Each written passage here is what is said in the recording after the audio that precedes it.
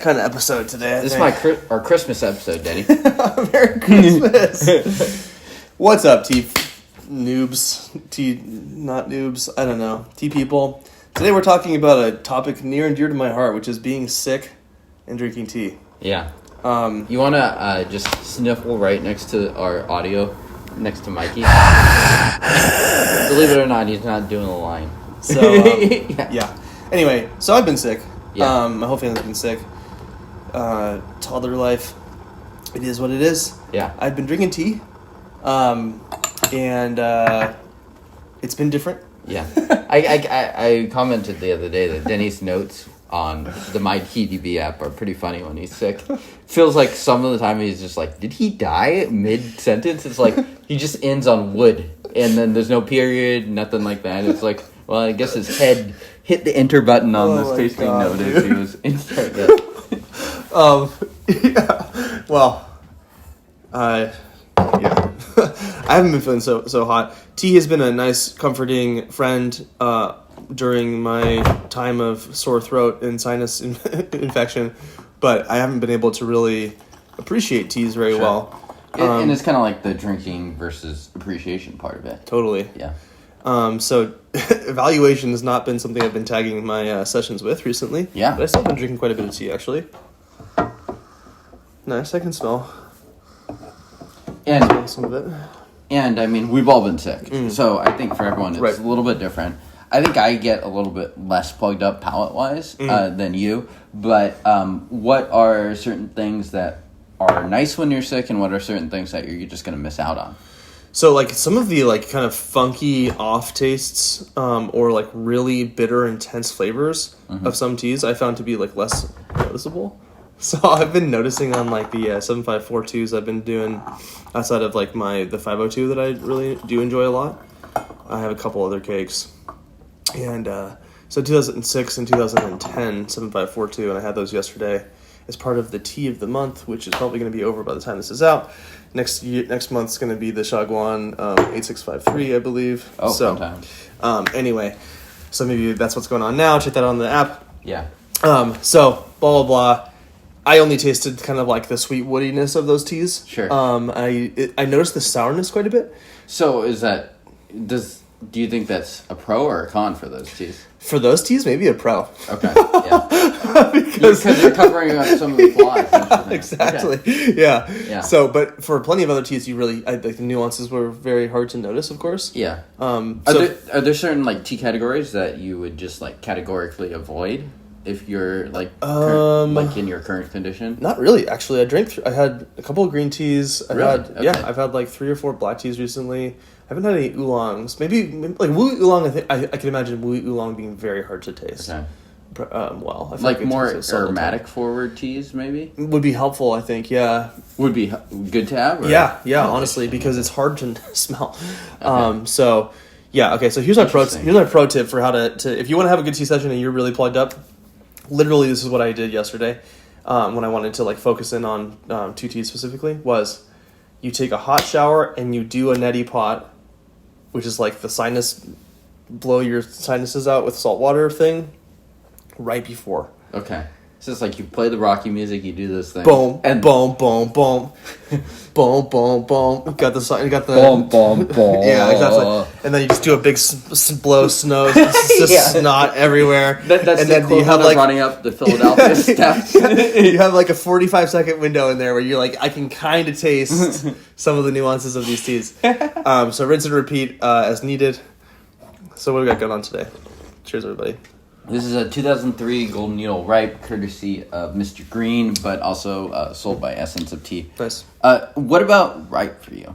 So one thing that this reminds me of is the texture of tea is still very apparent and obvious, even if you can't taste it very well. Okay. So it's a new thing that I was able to really be focused in on drinking tea a lot, and it's really nice. It's a very noticeable aspect of tea that is very apparent even when you're sick, as long as your tongue's like functional. So it's almost like the front tasting notes are less, they're muted. Totally. Yeah. Flavors, so I would think of it kind of like a category of specification.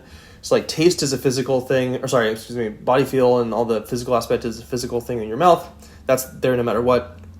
Taste, usually can sense taste. So like sweetness, sour, bitter, astringent, umami. But flavors, very hard to notice. Why is it low quat versus pomelo? Okay. Like, that kind of stuff. No, none of that. It's like, woody. I'm getting wood on this. Sure. Because you answered the aromatic question in an interesting way. Because it's a little bit counterintuitive to me. Because for me, at least, aromatic, I would lean away from aromatic teas. But what you say also makes sense, where it's almost like you just overwhelm it with high aroma teas. Yes. And then you're getting something. Because Exactly. it's muted, and so goes from like a 9 to a 6 or whatever. Totally. Yeah. So like for me, for this one, I can tell that it's got a really nice mouthfeel for me. It's got good sweetness. I can sense a little bit of kind of like a sassafras root bark kind of a thing. Sure. This tastes to me honestly like the 2013 version, but just like nicer. Yeah. Much more silky. Maybe a bit more creamy. Yeah, I think this one's loose too. Yeah. For me at least, it's pretty basic tea, creamy, woody. Yeah. Yeah. Classic, easy to drink. But a good tea for this kind of a session for me where I'm not... So, like, when I'm sick, I'm revisiting, favorites and familiar teas that I'm also not, they're not super expensive necessarily. Maybe they're $1 a session or something. But nothing crazy because I'm not noticing it as much. And then, again, focusing on different aspects of the tea. So, wow, I'm really noticing the steamed umami bite of green tea today. When I was drinking the... I had a tea from my neighbor who was not very umami, and then I had a tea from Viet Sun Tea that I thought was a black tea. I was pouring it in there. It was dark in my room, and the tea leaves are so the tea leaves are so pitch black. And then they open up. There's the super tiny leaves. Okay. Anyway, so I was very surprised by that one. You're like, wow, my palate's really off. Yeah, exactly. I was like, oh man, I have COVID. But anyway, so I think in general, sorry everybody, getting your tea in is not something you have to do every day. It's not like you're gonna go so out of shape you can't drink a good session a week from once you're over your cold and stuff. And frankly, for some people who drink a ton of caffeine, it might be a good opportunity to reset the caffeine levels a little bit. True. Yeah. So it's definitely a bad time to drink high-end teas or things that you're trying to get a good take out of. Totally. But yeah. Yeah. And subtlety is I think, just hard too as well. Sure. Whereas I was drinking some Boulong and it was like, oh, this is good. Yeah. I could do this. Double lines would be okay. Yeah. I had a 501 session in there. No, the 2006 one, which was cheaper. Okay. And that was nice. Yeah. And you'll probably miss out on a little bit, the incense might not be as strong or something. Yeah. But, it's more about vibes than it is about really indulging in the tea. Cheers. Yeah, for me at least, the type of teas when I'm really sick, I just want to have is traditionally stored ripe is often like that, which is a fairly simple profile in the end. But for me at least, it's just very comfortable and very easy cozy. to drink. Yeah. Totally, not hard on the stomach. Yeah, this is nice. Again, I'm getting something out of it, but I can just. Lacking the sinus capacity. It's just very different. The texture though is really nice, and so use what you can. You have a cold and you can't taste the bitterness as much. Try some bitter tea. Yeah, that is interesting. Yeah, or get in the shower, do the neti pot, and then try some bitter tea. Indeed. But yeah, this is tasty, simple, easy to drink right now. But I wouldn't elevate my experience much further than this. I was drinking, again, a lot of familiar teas that I've had a bunch of times. I'm comfortable with them. I know what to expect. It's almost like my anticipatory drinking knows what to expect, so I can even indulge in that flavor without actually tasting it as much. It's kind of like placebo flavor. So it's sort of like you can fill in the blanks that you're not able to pick up on. Yeah, a little bit, honestly. Interesting. We got to keep those numbers up in the TDB app, y'all. You got to keep those numbers up. It doesn't matter if your Rain's going to have a baby. Got to crunch those numbers. Those are rookie numbers. I didn't know what you're talking about.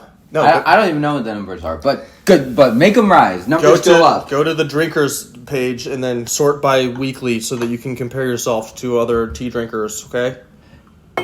See how superior I am specifically. Are we still winning the Sessions battle? Are we still number 1 and number 2? I think so, yeah, by a long shot. If you do go look at like the weekly stuff, though, people definitely are catching up. They're drinking as much as we are. Okay. Some people are. Yeah. Yeah. We have the privilege of being able to do like, an evaluation midweek, which is just like throw down 5 teas to goose the numbers. So yeah, work from home. Yeah, you can't keep up. Or if we're can't keep up with these tea nerds. Yeah. It's like, oh man, we're getting behind, and time to just do like 7 double INSTs or something like Meanwhile, that. it's like those like Chinese grandpas who are just like rain, like sun, up to down, just pounding the tea. Yeah. Anyway, yeah, no. I'm all over the place. When you're sick, it's not the most fun to be sick, but you can make it a little bit better by having a hot beverage that makes you feel good. It's true. And the hot beverage part is... That's a huge component of how much I've been drinking. And for me, Ripes, again, Ripes not something you're going into with, for me at least, like a really discerning eye. It's much more about vibes and coziness and comfort. Yeah, like 95% of the time, yeah. Exactly. So in that context, bring out the Zhao Fa or whatever your favorite tea is and just get familiar with a cozy brew and just get better, basically. Yeah. And then, when you want to, try to evaluate a tea, follow the Steve and Neti Pot protocol. What about over-caffeinating? Is that like a concern when you're sick? I guess so. I mean, it's just in terms of wanting to make sure that you sleep enough. Right. But I think, so we should share this next, but... we start drinking much more into the morning. I'll record the episodes or note them in the app later on in the day. But that's the same for me. It's like my drink is very front loaded. Yeah, exactly. Yeah. So for morning till for me if I'm being good, no later than 1 p.m. basically. Sure. So this would be kind of like the latest I've been drinking tea in general. So yeah. Hopefully this was helpful. We all get sick, but we all get better. Hopefully. Most of the time. Jeez. If not, R.I.P. Yeah, it wouldn't be a TDB episode without it turning a little dark and twisted. So, anyway, with that beautiful note in mind, more time, subscribe. Yeah, exactly. What kind of war do you want to fight when you're sick? No war? Yeah, exactly. Go to sleep or hey, subscribe, click the buttons, do things. I don't know.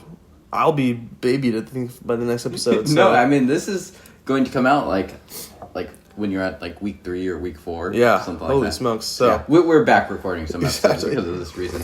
So the next episode, Denny is almost certainly going to be post.